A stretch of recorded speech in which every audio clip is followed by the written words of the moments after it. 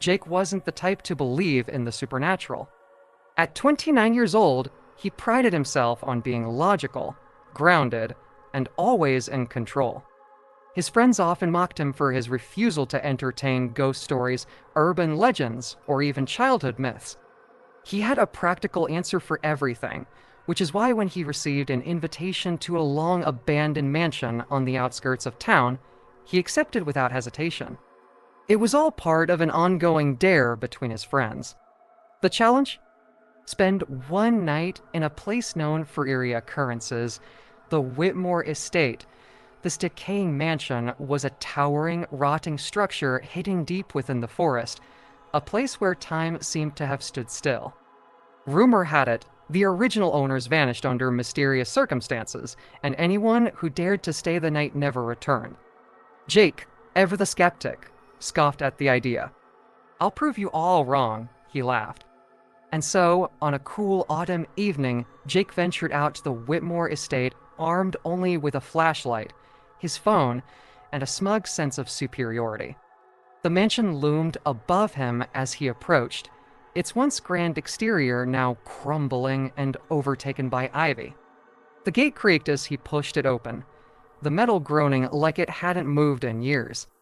Stepping inside, Jake felt a cold draft snake around him, but he shrugged it off as typical old house atmosphere. The interior was just as derelict. Dust hung thick in the air, and the wood floors creaked ominously beneath his weight. Chandeliers dangled precariously from the ceiling, their once glittering crystals now dull with time. Despite the eerie setting, Jake remained unfazed, dismissing it all as a relic of the past.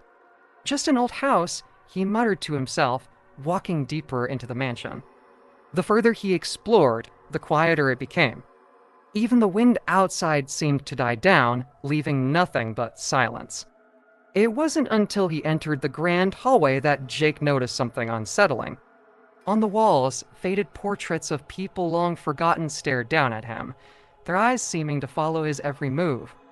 He waved his flashlight dismissively at them, laughing under his breath. "You're not going to scare me," he said aloud, more to himself than to the portraits. As Jake explored further, he stumbled upon an ornate wooden door at the end of a narrow corridor. Curiosity piqued, he twisted the rusted knob and pushed it open. Inside, there was a study. Shelves lined the walls, filled with ancient, crumbling books. In the center of the room stood a large desk, covered in dust and cobwebs, except for one peculiar item. A small, unlit candle sat on the desk, completely clean as if someone had just placed it there. A chill crawled up Jake's spine, but he shook it off, chalking it up to coincidence. He wasn't one to spook easily. Jake picked up the candle, rolling it in his fingers. That's when he heard a faint whisper. It was so quiet, he almost missed it. "Leave." He froze, his heart skipping a beat. He spun around, expecting to see someone behind him, but there was no one. The room was empty, save for him. He laughed nervously. "Nice try, guys," he called out, assuming his friends had somehow rigged the house with speakers to scare him. He pulled out his phone, intending to call them out on their prank, but his phone screen blinked no service. Typical, he thought, sighing. As he pocketed the phone, the whisper came again, clearer this time, "Leave now." Jake's bravado began to falter.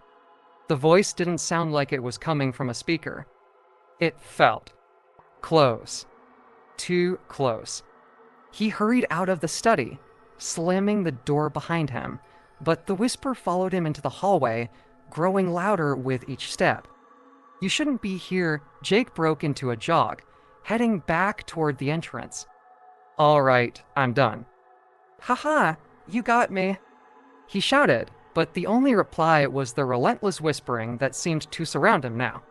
He reached the foyer, only to find the front door sealed shut. He tugged at the handle, yanked with all his strength, but it wouldn't budge. Panic began to settle in as he fumbled with the lock. Then the whispers turned into hissing, foolish, ignorant. Turn back. His heart raced as he dashed toward the grand staircase, hoping to find another way out. But as he ascended, the whispers intensified, almost deafening now to late. Jake reached the top of the stairs, panting heavily, when he felt something cold brush against his neck.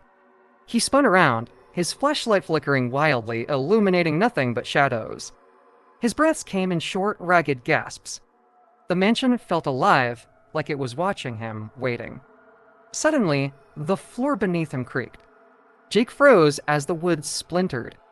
Without warning, the floor gave way, and Jake plummeted through the rotten beams, crashing into the darkness below. His flashlight shattered on impact, leaving him in total blackness. Dazed, Jake groaned, trying to push himself up. But as he did, he realized with horror that he had landed in a small, hidden chamber. The walls were lined with skeletons, their bones twisted and broken, as if they had been trapped there for decades. Above him, the whispers returned, more menacing than ever.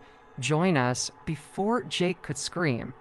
The ground beneath him shifted again, swallowing him into the darkness below. His last thought, as he was dragged into the abyss, was that maybe, just maybe, he should have listened to the warnings. Jake's disappearance became just another ghost story tied to the Whitmore estate. The mansion claimed another victim, and the whispers continued, waiting for the next fool to enter.